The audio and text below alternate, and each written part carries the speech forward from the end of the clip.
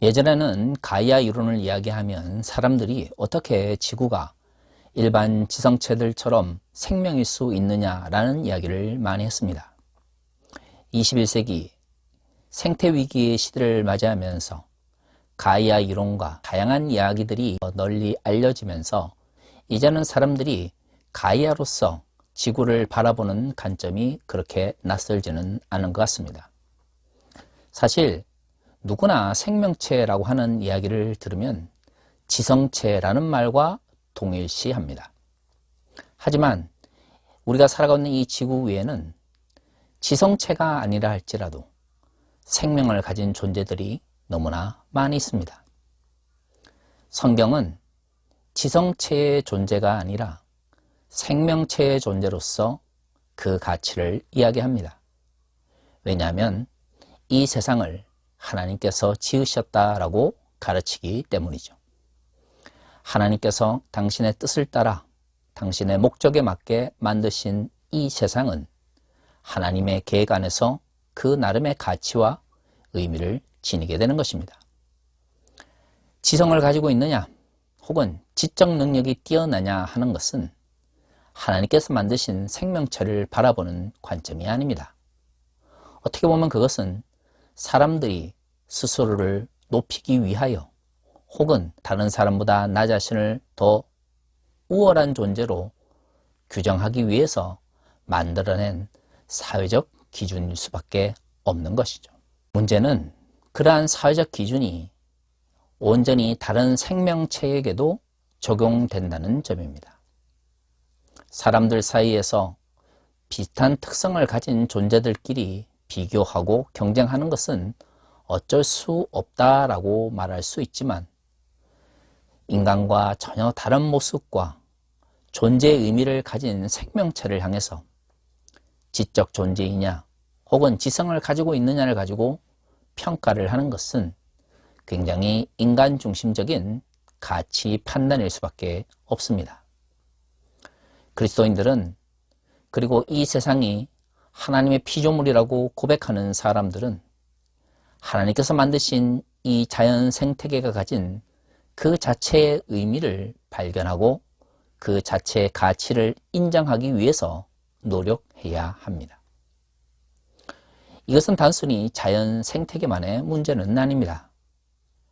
그리스도를 주라 고백하고 하나님의 백성이라고 스스로를 규정하는 그리스도인이라면 성경이 말하고 예수께서 가르치신 인간의 존재와 생명의 가치에 대해 집중해야 합니다.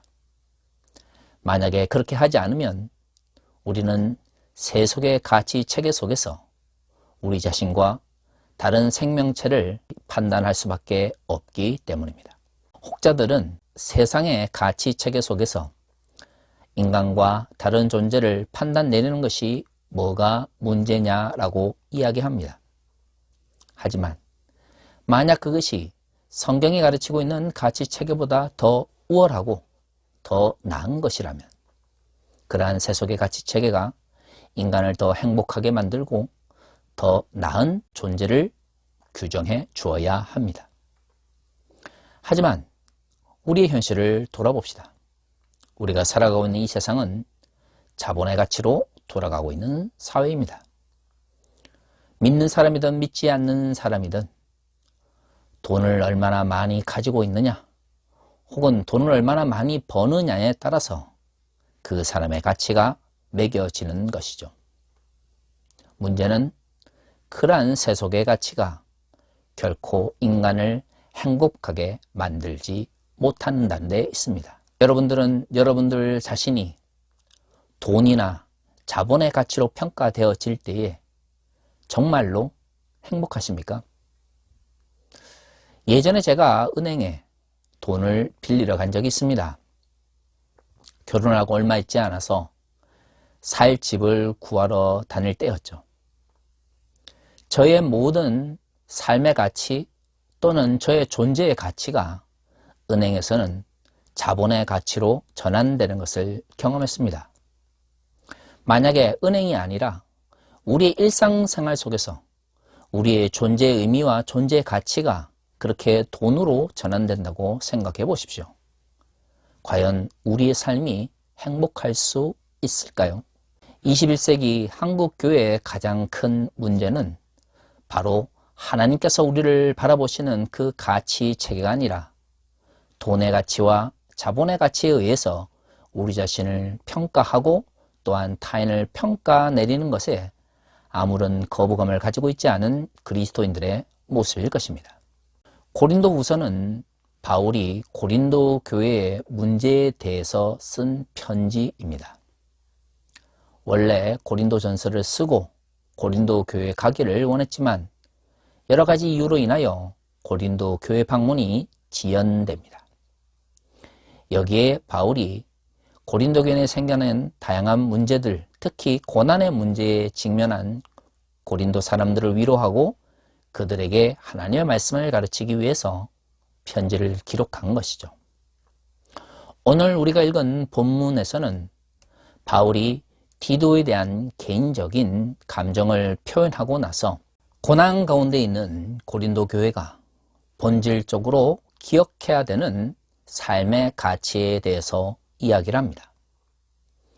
오늘 우리가 읽은 본문에서는 그것을 그리스도의 향기다라고 표현하고 있습니다. 바울은 고난을 겪는 고린도 교회 사람들에게 하나님께서 너희를 위로하실 것이다. 일이 잘 풀릴 것이다. 아니 너희가 기도 열심히 하면 그 모든 고난이 물러갈 것이다 라고 말하고 있지 않습니다. 사실 한국 교회에서 고난에 직면한 성도들에게 그런 식의 설교와 위로의 이야기들이 많이 선포되고 있죠. 우리는 거기에 굉장히 익숙합니다. 하지만 성경을 정말로 꼼꼼하게 읽어보신 분들이라면 성경은 고난의 문제를 그렇게 쉽게 말하고 있지 않습니다. 한두 번의 기도로 고난이 물러갈 것 같았으면 성경은 아예 고난에 대한 이야기를 꺼내지 않습니다. 한두 사람의 영적인 종교 지도자들에 의해서 그 문제가 해결될 수 있었다면 바울과 같은 사도들이 성서를 기록하지 않았을 것입니다. 고난은 초기 기독교 공동체에 있어서 언제나 함께하는 문제였습니다. 중요한 것은 고난이 있느냐 없느냐가 아니라 그 고난 가운데서 어떤 삶을 살아갈 것인가 하는 것이죠.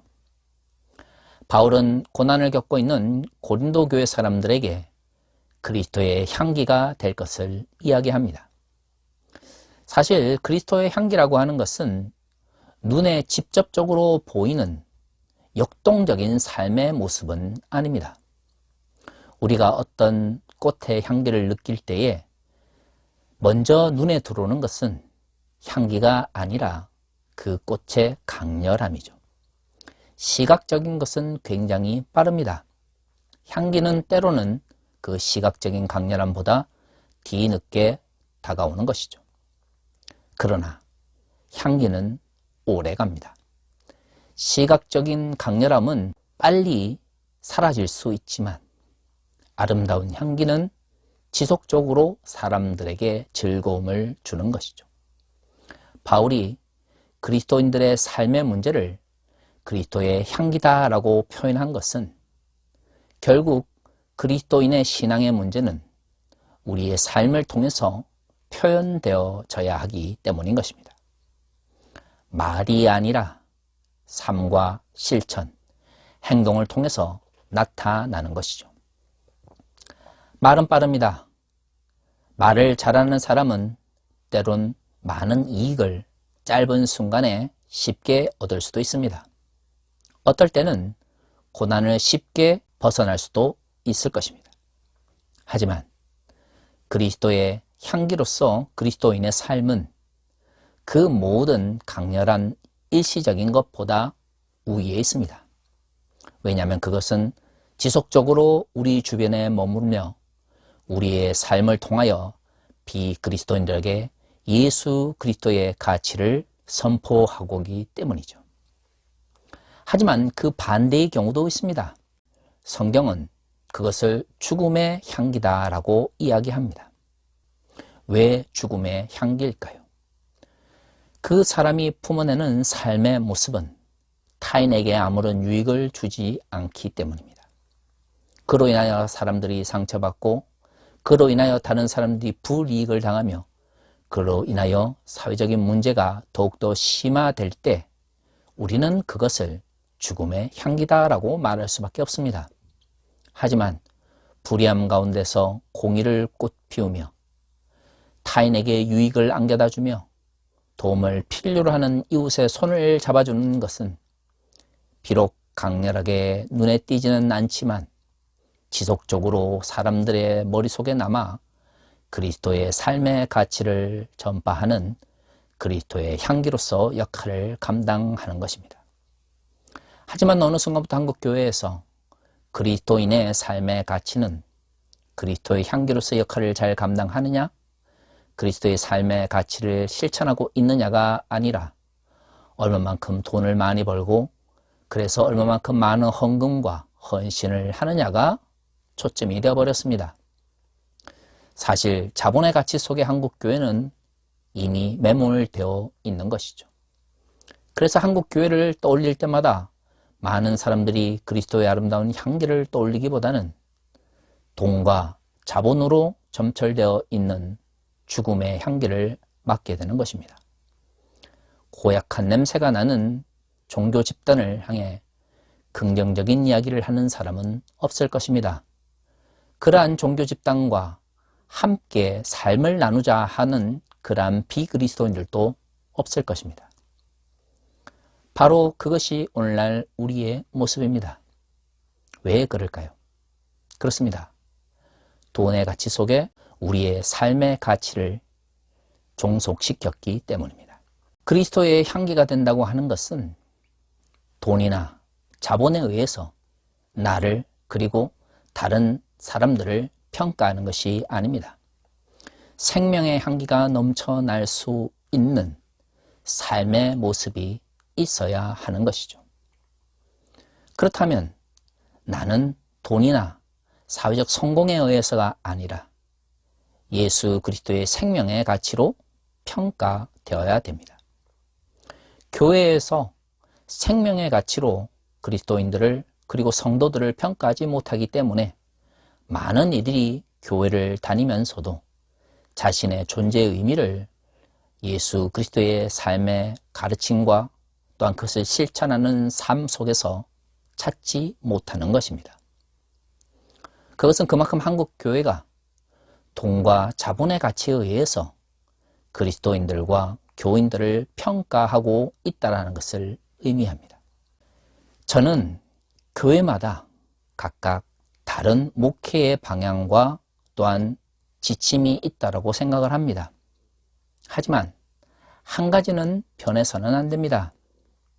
생명의 향기가 드러나는 그리스도인이 가장 목회의 우선순위가 되어야 한다는 것이죠. 자본과 돈의 가치가 그리스도인을 평가하고 인간을 평가하는 기준이 된다면 그것은 종교 집단일 수는 있지만 결코 그리스도의 향기를 전하는 교회가 될 수는 없을 것입니다. 나날이 돈의 권력이 강해져가는 현대사회 속에서 교회마저도 인간을 바라볼 때에 돈과 자본의 가치로 바라본다면 과연 생명의 향기는 어디서 찾을 수가 있겠습니까? 지금이라도 한국 교회가 생명의 향기를 뿜어내는 생명의 공동체가 되었으면 좋겠습니다. 돈과 자본의 가치에 종속되지 않고 예수께서 우리에게 주신 그 생명을 귀히 여기며 나 자신의 가치를 생명에 따라, 타인의 존재의 의미를 생명에 따라, 교회의 존재의 의미를 생명에 따라 평가하며 가치 내릴 수 있는 그리스도의 제자가 되기를 소망합니다. 다 같이 기도하겠습니다.